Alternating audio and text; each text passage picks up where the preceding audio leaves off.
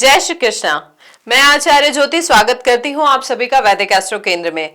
दर्शकों, आज हम बात करने जा रहे हैं एक बहुत ही पावन पर्व के बारे में, एक बहुत ही महत्वपूर्ण गोचर के बारे में जो एक साथ आता है। हम बात कर रहे हैं बैसाखी के पावन पर्व के बारे में, और जिस दिन मेष संक्रांति भी हम मनाते हैं। ये जो पावन अवसर है 2026 में मंगलवार 14 अप्रैल को मनाया जाएगा। इस दिन सुबह 9:49 पर सूर्य जो है मीन राशि से निकलकर मेष राशि में प्रवेश करेंगे, जिसे मेष संक्रांति भी कहा जाता है। यह पारंपरिक सौर नव वर्ष की शुरुआत होती है। ज्योतिष में मेष राशि 12 राशियों में प्रथम होती है, और जहां पर सूर्य जो है उच्च के माने जाते हैं, इसलिए इस समय ऊर्जा की नई शुरुआत, आत्मविश्वास, उत्साह और सकारात्मक बदलाव का प्रतीक यह संक्रांति बनती है। जब सूर्य का यह परिवर्तन होता है तो ये केवल खगोलीय घटना नहीं, बल्कि चेतना, कर्म और जीवन में नई दिशा के लिए एक विशेष प्रारंभ का संकेत भी होती है। इसी एस्ट्रोनॉमिकल परिवर्तन के साथ भारत के विभिन्न राज्यों में नववर्ष और फसल के पर्व मनाए जाते हैं। पंजाब में इसे बैसाखी कहा जाता है, उड़ीसा में पन्ना संक्रांति, असम में रंगाली बिहू, तमिलनाडु में पुथांडु, केरल में इसे विशु कहा जाता है, पश्चिम बंगाल में पोइला बोईशाख और नेपाल में नववर्ष के रूप में मनाया जाता है। नाम देखिए बहुत अलग अलग है, पर भावना एक ही है। सूर्य के नए चक्र का स्वागत और जीवन में नई शुरुआत। बैसाखी का विशेष महत्व पंजाब की धरती पर देखने को मिलता है, जहां ये फसल कटाई का पर्व भी है। महीनों की मेहनत के बाद जब गेहूं की सुनहरी फसल खेतों में लहराती है, तब किसान ईश्वर और प्रकृति को धन्यवाद देने के लिए बैसाखी मनाते हैं। खेतों और घरों को सजाया जाता है, ढोल की थाप गूंजती है, भांगड़ा और गिद्दा नृत्य पूरे वातावरण को उत्साह से भर देते हैं। यह दिन केवल आनंद का नहीं, बल्कि कृतज्ञता का भी है, धरती माता और सूर्य देव के प्रति धन्यवाद का। धार्मिक दृष्टि से बात करें तो बैसाखी सिख इतिहास का सबसे महत्वपूर्ण दिन है। इसी दिन गुरु गोविंद सिंह जी ने खालसा पंथ की स्थापना की थी। उन्होंने साहस, समानता और धर्म रक्षा का संदेश दिया था, और पंच प्यारे को अमृत देकर एक नई आध्यात्मिक चेतना का आरंभ किया था। इसलिए इस दिन गुरुद्वारों में विशेष कीर्तन, अरदास और गुरु ग्रंथ साहिब का पाठ होता है। गुरुद्वारों को फूलों और रोशनी से सजाया जाता है, और लंगर सेवा में हजारों लोग एक साथ बैठकर भोजन करते हैं। ये समानता और सेवा की अद्भुत मिसाल है। नगर कीर्तन निकाले जाते हैं, जिसका नेतृत्व पंच प्यारे करते हैं, और पूरा जो वातावरण है भक्ति और साहस की भावना से भर जाता है। दर्शकों, मेष संक्रांति और बैसाखी के दिन स्नान, दान और पूजा का विशेष महत्व है। लोग सुबह उठकर पवित्र नदियों में स्नान करते हैं, या घर पर ही शुद्ध जल से स्नान कर सूर्य को अर्घ्य देते हैं। भगवान शिव, भगवान विष्णु, भगवान हनुमान और देवी काली की पूजा भी इस दिन की जाती है। तुलसी जी के पास दीपक जलाना, विष्णु सहस्रनाम का पाठ करना, सूर्य मंत्रों का जाप करना और सात्विक भोजन करना इस दिन को और भी पवित्र बनाता है। इस दिन आम से बने पारंपरिक पेय पन्ना का सेवन करना, सत्तू, गुड़, खीरा और जल का दान करना ऋतु परिवर्तन के अनुसार शरीर को संतुलित रखने की परंपरा से जुड़ा है। ज्योतिषीय रूप से एक समय जो है कर्मशील लोगों के लिए फलदायी माना गया है। यह स्थिरता, आर्थिक संतुलन, अनाज की वृद्धि और समाज के बीच सहयोग का संकेत देता है। यह केवल व्यक्तिगत सफलता का समय नहीं, बल्कि सामूहिक समृद्धि का भी संकेत है। सूर्य का मेष में प्रवेश हमें आलस्य को छोड़कर कर्म पथ पर चलने की प्रेरणा देता है।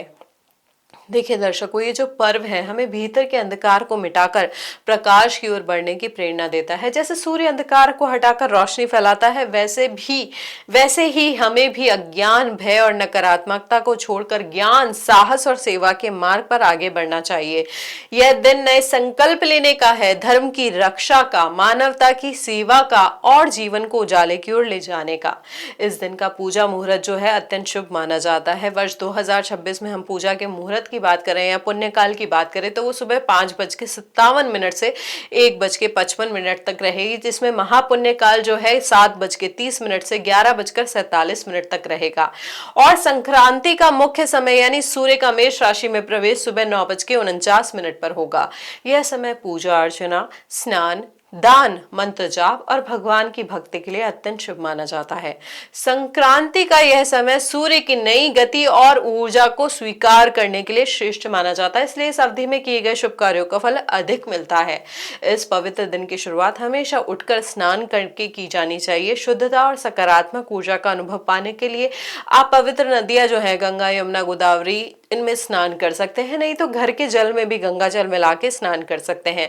स्नान करने के बाद पूजा स्थल की सफाई करें, शुद्ध वस्त्र धारण करें और धूप और दीप प्रज्वलित करें, ताकि जो वातावरण है उसमें पवित्रता और सकारात्मक ऊर्जा आए।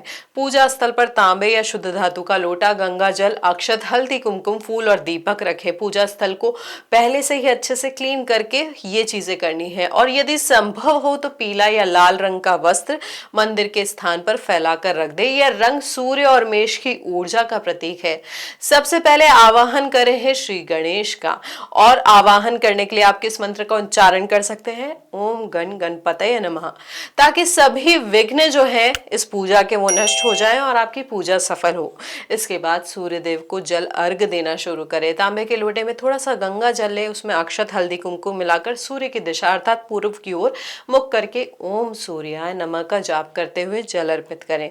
सूर्य देव को अर्पित जल के साथ दीपक जलाना, धूप और अगरबत्ती से सुगंध फैला देना भी शुभ माना जाता है। इसके पश्चात भगवान विष्णु की पूजा करें और उसके लिए आप ओम विष्णवे नमः मंत्र का जाप कर सकते हैं, क्योंकि विष्णु भगवान जीवन में संतुलन, सुरक्षा और समृद्धि प्रदान करते हैं।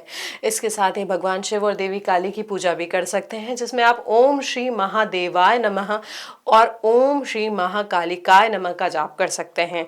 पूजा के बाद दैनिक आराधना के मंत्रों का जाप शुरू कर सकते हैं। विशेष रूप से सूर्य के जो मंत्र होते हैं, जिसमें ओम भास्कराय विद्महे रवि मार्तंडाय धीमहि तन्नो सूर्यः प्रचोदयात्, इसका जाप करने से आत्मबल, स्वास्थ्य और सकारात्मक ऊर्जा आपको प्राप्त होती है। यहाँ पर ये ध्यान रखें, इस दिन सात्विक भोजन ग्रहण करना चाहिए और किसी भी तरह की दोषपूर्ण या अशुद्ध वस्तुओं का सेवन ना करना उपकारी माना जाता है। भोजन में आप क्या कर सकते हैं? ताजे फल ले सकते हैं, पना ले सकते हैं, हल्दी दही का सेवन कर सकते हैं, बेसिकली हल्का सात्विक खाना खा सकते हैं। पूजा के अंतिम चरण में दान धर्म का विधान है। सबसे पहले सीजन के जो पहले फल होते हैं, पहली जो उपज होती है, उसे घर की बहन बेटियों को भेजा जाता है। ये अपने आप में एक बहुत ही बड़ा ज्योतिषीय और ऊर्जा को संतुलित करने वाला उपाय है। इसके साथ ही आप क्या कर सकते हैं? अन्नदान कर सकते हैं, वस्त्र दान कर सकते हैं, जलदान कर सकते हैं, सत्तू का दान कर सकते हैं, गुड़ का दान भी कर सकते हैं। ये सारी चीजें चाहे तो आप मंदिर में या किसी जरूरतमंद व्यक्ति को कर सकते हैं इसका दान, चाहे तो उन्हें भोजन भी खिला सकते हैं। देखिए, दान करते समय मन में ये भाव रखें कि आप परमात्मा की सेवा कर रहे हैं। इससे दान का जो फल है अनेक गुना बढ़ जाता है। इसके बाद संत शुभ समय के भीतर परिवार और प्रियजनों के साथ मिलकर पूजा के फल अनुभव करने हेतु सकारात्मक और अच्छे विचारों को साझा करें।